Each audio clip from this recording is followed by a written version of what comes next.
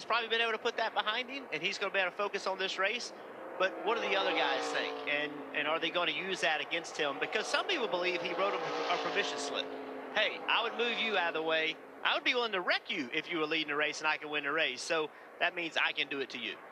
The 19 of Brandon Jones, this will be his final race with Joe Gibbs Racing. He's actually moving over to Junior Motorsports in 2023.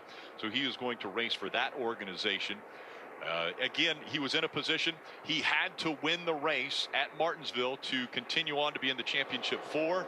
He was out front going into turn 1 of the very last lap and got punted, moved out of the way by Ty Gibbs, who was already in the championship 4. And with that, it moved Brandon Jones out of the possibility of winning a championship this year. I feel bad for Brandon Jones. He did everything he needed to do to put himself in a position to win that race and be here with a chance to win a championship. By the way, he's won at this racetrack before.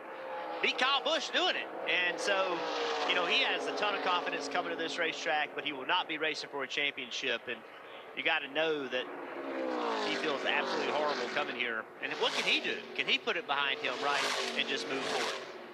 Well, at some point, you're going to have to just kind of prove what kind of equipment you have on the racetrack. And as we've been kind of reliving this story from the 15 and the 19, you know, practice has started, and instantly for me, we had this conversation. The 8 of Josh Berry just way behind the 8 ball, all the way back in 23rd. The first 2 laps looked seemingly out of control, while the other championship 3 are up inside the top 10. Josh Berry kind of slow to get going. Interesting, when we talked to Josh Berry, and I think it was you, Steve, that brought this up, that when he goes out on the racetrack, he's not normally the guy that goes out there and fires out running 110% trying to get that great lap. And you referenced it. You said it's almost looking like you work on the equipment, like you go out there with the idea that you don't want to go out there and on your very first lap screw something up, maybe hurt the equipment. But he agreed right away. He said, you know what, that's kind of the way I am.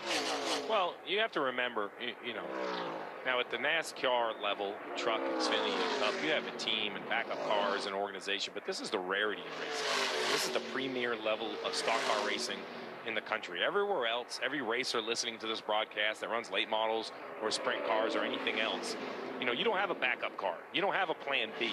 If you go out there and you hit the fence in practice, you don't race.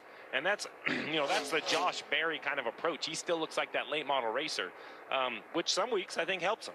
Some weeks I think hurts him. I think this longer practice actually is going to help Josh. And Steve, there you hear the radio pretty loose, but you see him working up the grid there on the left-hand side. Up to 11th now is Josh Berry, and the thing that strikes me is you got to remember, this is only his first full-time year. A lot of things are new to him. He's a great racer. He's a great short-track racer. He was a great Xfinity racer before this season, but this is the season where he's putting it all together, and certainly the first time that he's been in the championship 4. He's going to bring it to the attention of his crew, as you see him bringing it down to the apron now.